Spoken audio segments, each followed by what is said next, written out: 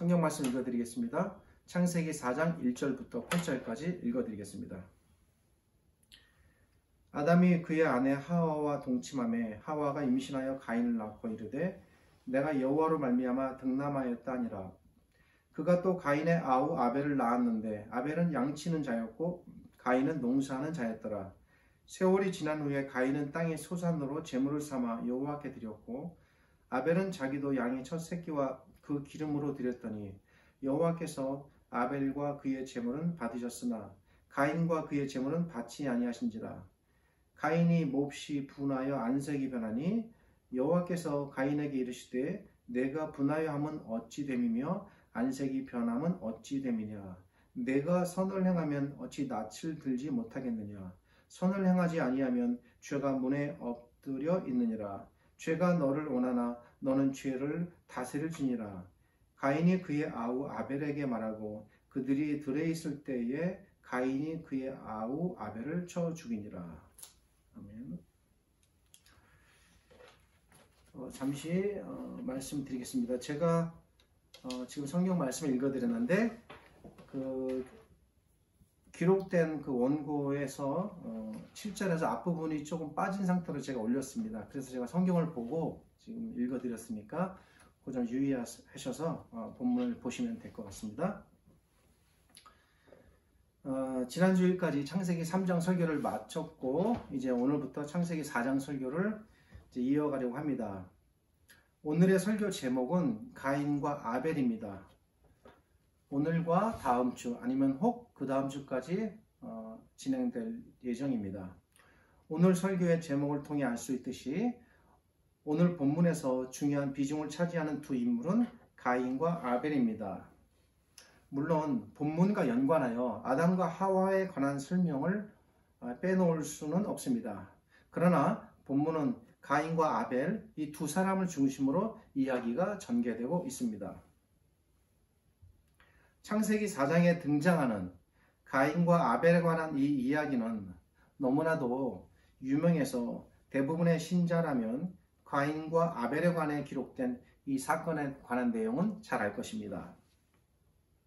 주일학교 설교에도 자주 등장하고 각종 그림 자료로도 많이 사용되는 본문입니다. 그런데 제가 말씀을 전하면서 간혹 느끼는 부분이 있는데 그것은 가장 흔히 그리고 널리 알려진 본문일수록 때로는 오히려 대부분의 신자들에게 가장 큰 오해를 불러일으키거나 또는 신자들에게 익숙한 본문이 오히려 잘못 이해되고 있다는 사실입니다.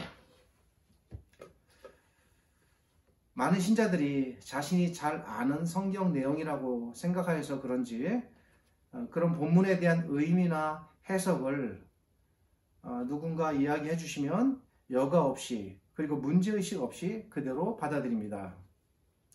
그래서 신자들이 널리 익숙하게 잘 아는 본문일수록 때로는 신자들 사이에서 잘못된 의미나 해석으로 받아들여지는 일들이 비일비재하게 발생합니다. 그러한 본문들이 성경에 여러 군데 많이 등장하는데 그런 것들 중 하나 대표적인 본문이 바로 오늘 가인과 아벨에 관한 이 본문일 것입니다. 오늘은 본문 자체의 내용을 들여다보고 그것을 해석해서 작업을 진행하기보다는 우선은 그런 부분들을 우리가 이제 좀 충분히 알기 위해서는 반드시 준비적인 작업들이 좀 필요합니다. 그래서 오늘은 이제 그런 부분들에 대해서 이야기하는 그런 시간을 가지려고 합니다. 본문의 내용 자체는 매우 간단합니다.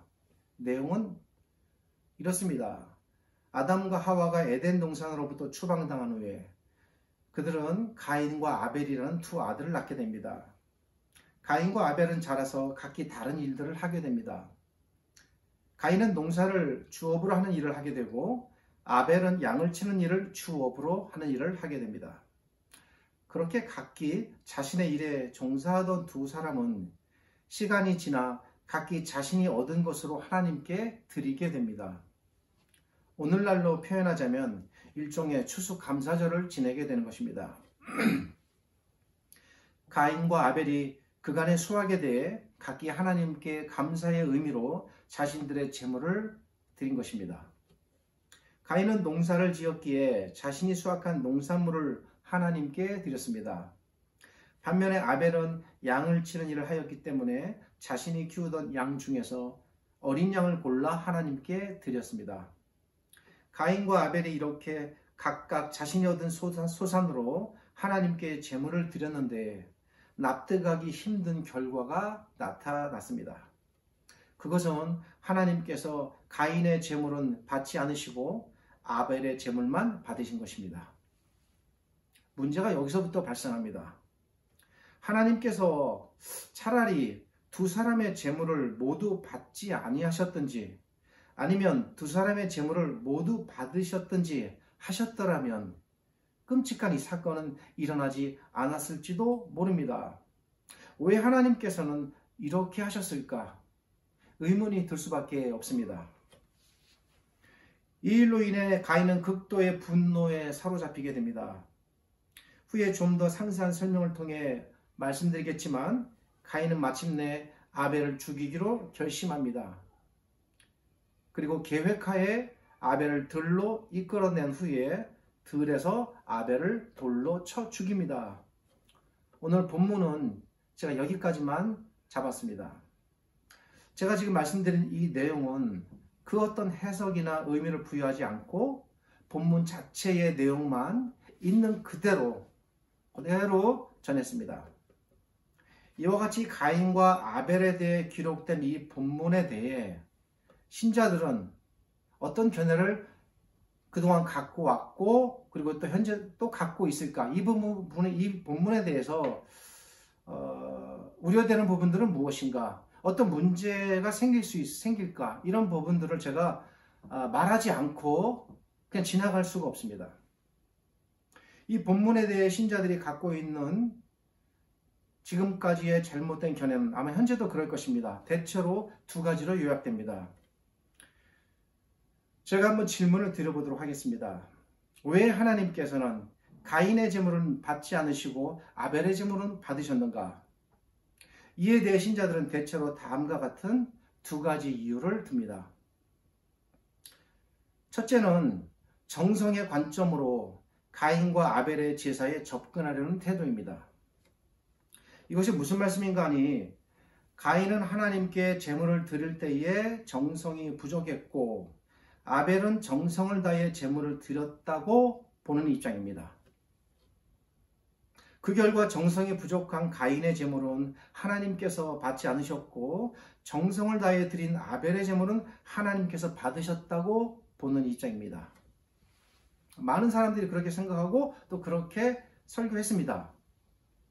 과연 그럴까요?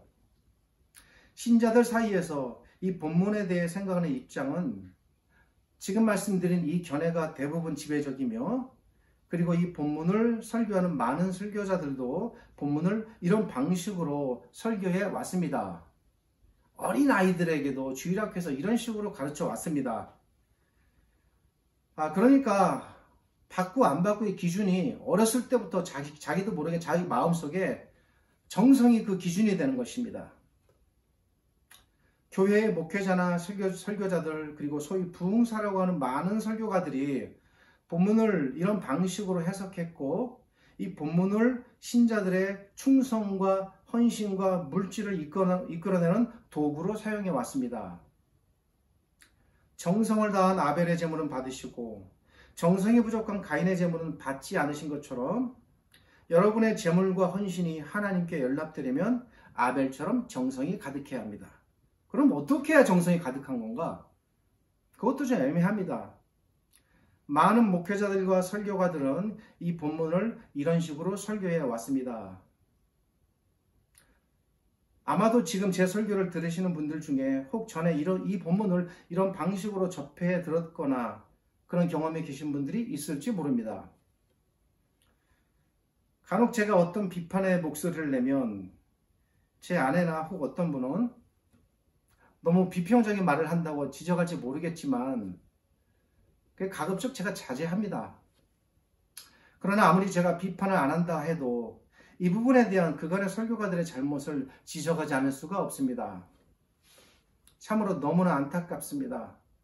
이런 방식으로 다뤄지는 본문이 이 본문만이 아닙니다. 구약과 신약 전체에 굉장히 많습니다. 얼마나 많은 목회자들이, 얼마나 많은 설교가들이, 얼마나 많은 소위 부흥사라고 하는 사람들이 이 본문을 이렇게 잘못된 방식으로, 그리고 나아가서 제가 조금 더 직설적인 표현을 드린다면 악의적인 의도로 이용했는지 모릅니다. 그리고 그에 의해 또 얼마나 많은 신자들이, 그리고 또 얼마나 많은 성도들이, 그리고 또 얼마나 많은 교회들이 이로 인해 영적, 물질적, 그리고 정신적인, 그리고 시간적인 피해를 받는지 헤아릴 수 없습니다. 제 주변에도 그런 분들이 계십니다. 현재도 교회 안에서 이런 피해들이 일어나고 있습니다. 성경에 대한 잘못된 해석으로 교회 안에서 발생하는 피해가 결코 적지 않겠지만, 특별히 이 본문이 그런 피해를 불러일으키는 주된 본문으로 쓰여졌다는데 제가 이 본문을 다루면서 말하지 않을 수가 없습니다. 참으로 안타깝고 통탄할 일입니다. 하고 싶은 말 많고 더 세게 말하고 싶은데 이쯤 자제하겠습니다. 제가 여기서 좀 더 나가면 제게 뭐라 할 사람이 있습니다. 과연 가인의 재물은 정성이 부족했고 아벨의 재물은 정성이 가득했는가? 그런가 정말? 그렇다면 본문 안에 그런 증거들이 있는가? 있어야 합니다. 사람들이 추정하는 아벨의 정성에 대한 근거는 대체로 아벨이 드린 제물로 초점이 모아집니다.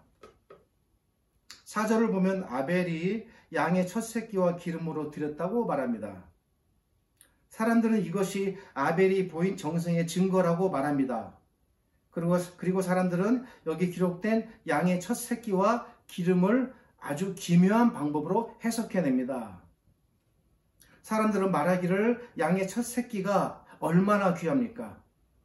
또 아벨이 그 양의 첫 새끼에서 기름을 골라내려면 얼마나 수고했고 또 정성이 많이 들어갔겠습니까? 이런 방식으로 상상력을 동원해서 해석해내는 것입니다. 과연 양의 첫 새끼와 기름을 드린 것이 정성의 증거라고 볼 수 있는가? 기록자는 그런 의도로 이것을 이렇게 기록했는가? 아벨이 어떤 의도로 양의 첫 새끼와 기름을 드렸는지 그의 분명한 의도가 본문에 나타납니까? 본문을 통해서는 제물에 대한 아벨의 의도를 알 수가 없습니다. 제가 좀 이러저러한 생각을 해본다면 양의 첫 새끼가 이뻐서 드렸는지, 정말 귀해서 드렸는지, 아니면 작으니까 드리기 편해서 드렸는지, 어쩌다 보니 딱 골라 잡은 게 양의 첫 새끼인지, 왜 양의 첫 새끼를 드렸는지 이유가 나타나지 않습니다. 알 수 없는 겁니다.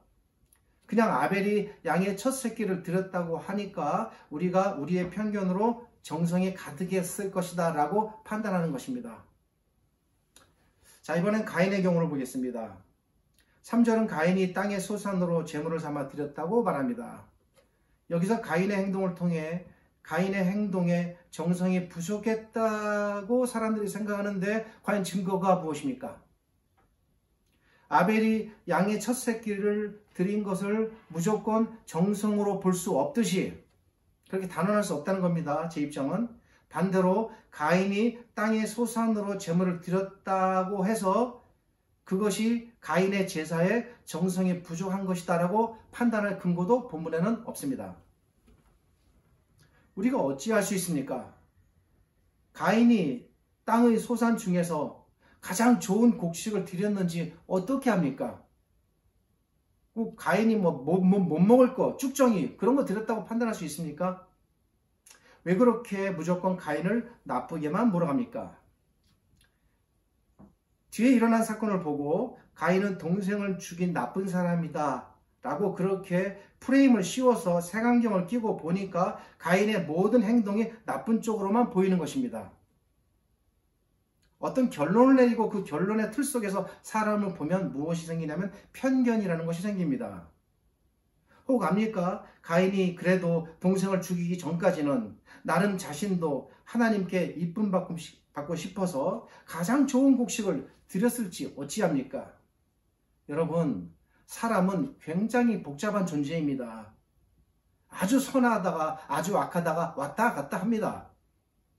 가인이 제물을 드리면서 하나님, 제가 이렇게 정성을 다해 수확한 소산을 드리오니 받으시옵소서 라고 간절히 바라고 기도하는 마음으로 드렸을지 어찌합니까?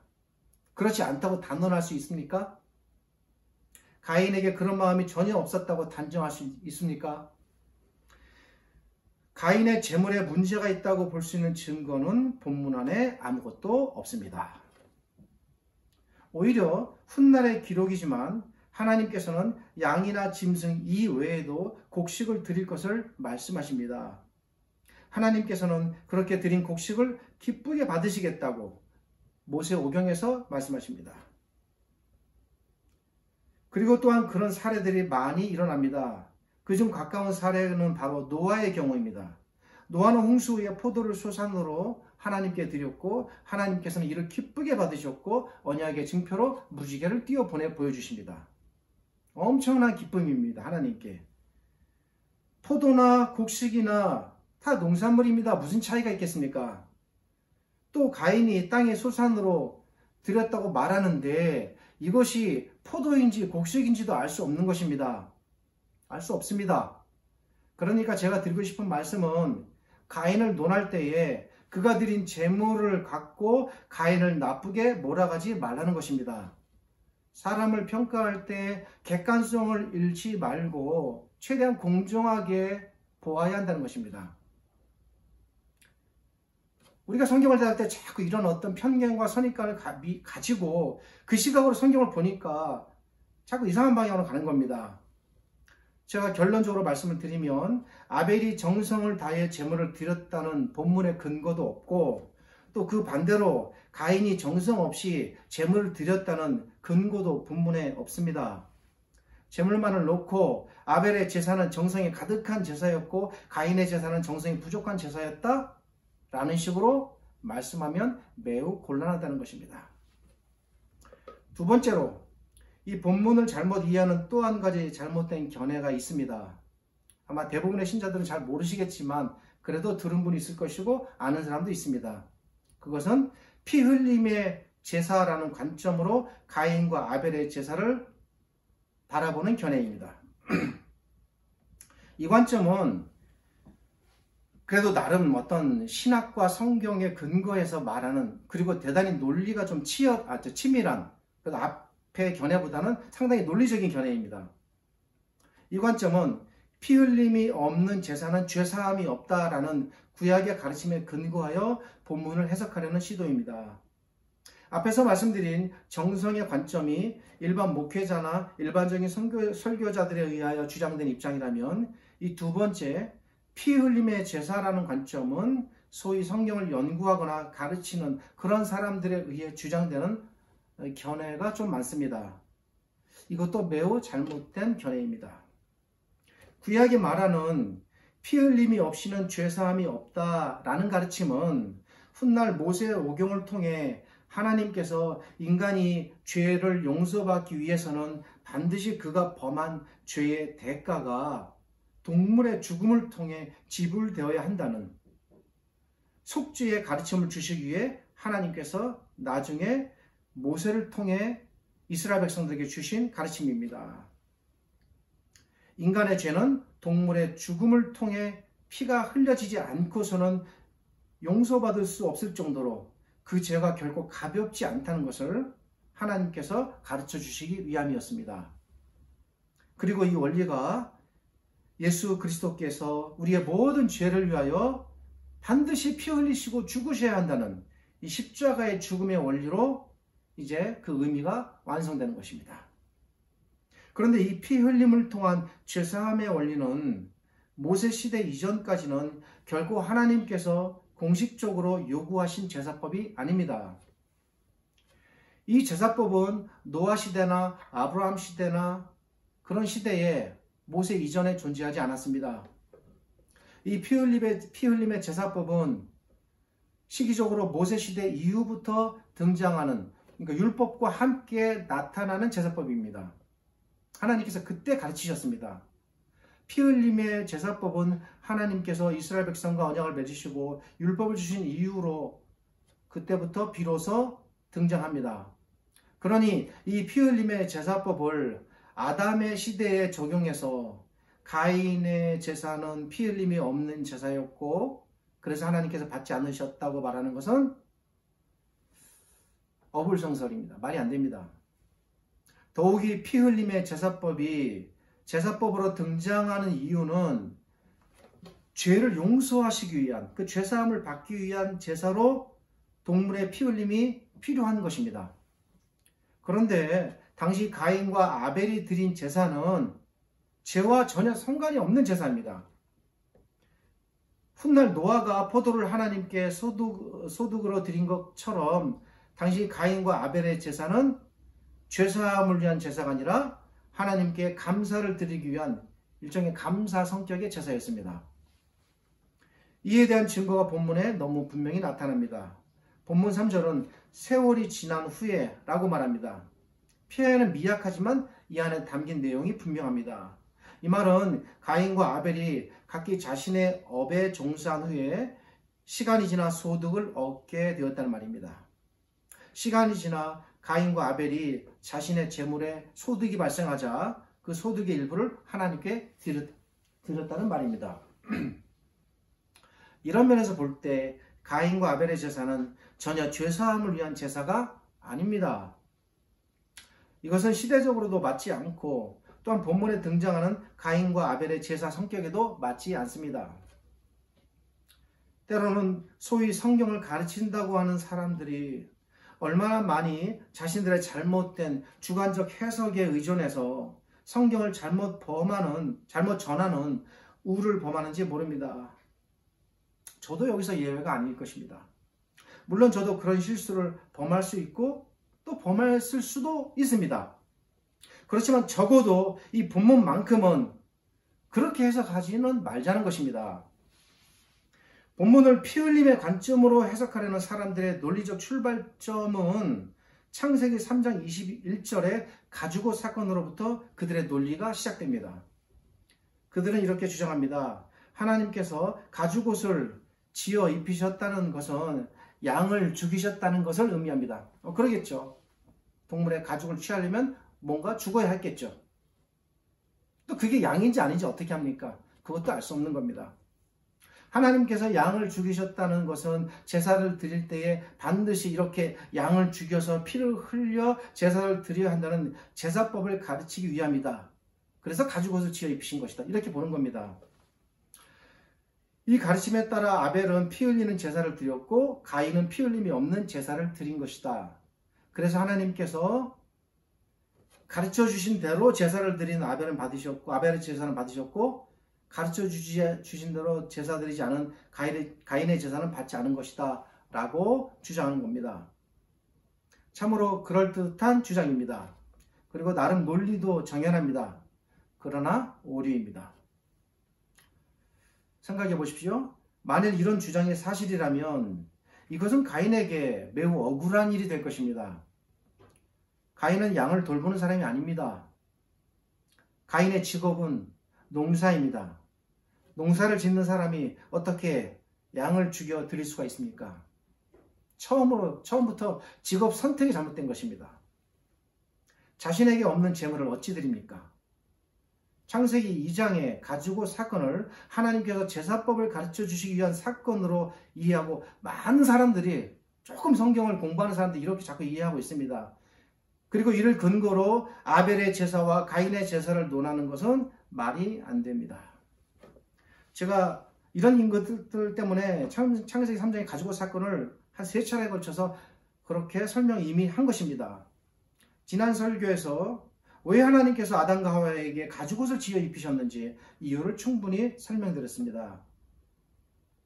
이미 말씀드린 것 같이 하나님께서 아담과 하와에게 가죽옷을 지어 입히신 이유는 하나님께서 그들에게 그 앞에 일어난 창세기 3장 15절에서 약속하신 구원에 대하여 내가 너희를 반드시 구원할 것이다. 바로 이 증거다. 내가 너희를 이렇게 아낀다. 라는 약속의 보증이다라고 말씀드렸습니다. 자세한 설명은 다시 안 드리겠습니다. 어찌됐건 가죽옷 사건은 제사법과는 전혀 상관이 없는 일입니다. 가죽옷 사건을 제사법과 연관시켜 이를 통해 가인과 아벨의 제사를 논하는 것은 논리에도 맞지 않을 뿐더러 앞에서 말씀드린 구약의 제사 역사와도 맞지 않습니다. 다시 원점으로 돌아갈 수밖에 없습니다. 우리는 다음과 같은 질문을 해야 합니다. 만약 그렇다면, 즉 가인과 아벨의 제사가 정성과도 관련이 없고 제사법이라는 피 흘림과도 관련이 없다면, 그렇다면 하나님께서 왜 가인의 제사는 받지 않으시고 아벨의 제사는 받으셨는가? 여러분은 반드시 이 질문을 하셔야 하고 저는 이 질문에 대하여 답을 해야 합니다. 그런데 시간이 많이 갔습니다. 이 질문에 대한 답은 다음 주일에 드리도록 하겠습니다. 어쩔 수 없습니다. 여기서 만약에 제가 더 진도 나가면 원성이 많이 일어납니다. 이에 대한 답은 다음 주일에 설교를 통해서 차근차근히 풀어가도록 하겠습니다. 오늘은 설교의 흐름상 본문을 우리 신자들의 삶과 연관하여 삶에 적용하는 데까지는 나아갈 수가 없게 되었습니다. 다음 주일이나 혹은 그 다음 주일에 이 본문에 대한 설교가 어느 정도 마무리가 되면 그때 이 본문을 통해서 하나님께서 우리에게 주시는 가르침이 무엇인지, 그분이 무엇을 우리에게 알려주시는지, 이 본문을 통해서 우리에게 주시는 그 거룩하고 고귀한 가르침이 무엇인가, 이런 것들에 대하여 설명드리고 우리의 신앙을 점검하는 그런 시간을 갖도록 하겠습니다. 이해를 부탁드리며 감사드립니다. 기도하겠습니다. 하나님 아버지 감사합니다. 창세기 3장까지 말씀을 전하고 이제 그것을 넘어 창세기 4장으로 들어왔습니다. 우리 하나님께서 얼마나 자기 백성을 극진히 아끼고 사랑하시는지, 죄와 멸망 가운데서도 자기 백성을 잊지 않으시고 반드시 구원하시는, 그래서 하나님의 편에 서게 하시고 그 백성과 함께하며 지키고 돌보고 이끌어가시는 거룩하고 귀하신 아름다우신 하나님이신지 깨닫고 또 깨닫습니다. 충분히 본문을 다 설명하지 못하였지만 사랑하는 신자들이 이 성경의 말씀들을 통하여 우리 하나님을 그렇게 배우고 깨닫고 터득해 나가기를 간절히 바랍니다. 그래서 우리가 그렇게 하나님을 더 잘 알아가게 하시고, 그래서 다윗이 그 옛날 그렇게 기뻐하며 뛰고 춤추며 자신의 모든 것을 다 쏟아 부으며 하나님을 경배하고 찬양하였듯이 우리가 그렇게 온 마음과 온 뜻을 다하여 하나님을 노래하고 기뻐 춤추며 뛰노는 저희들 되게 하여 주옵소서.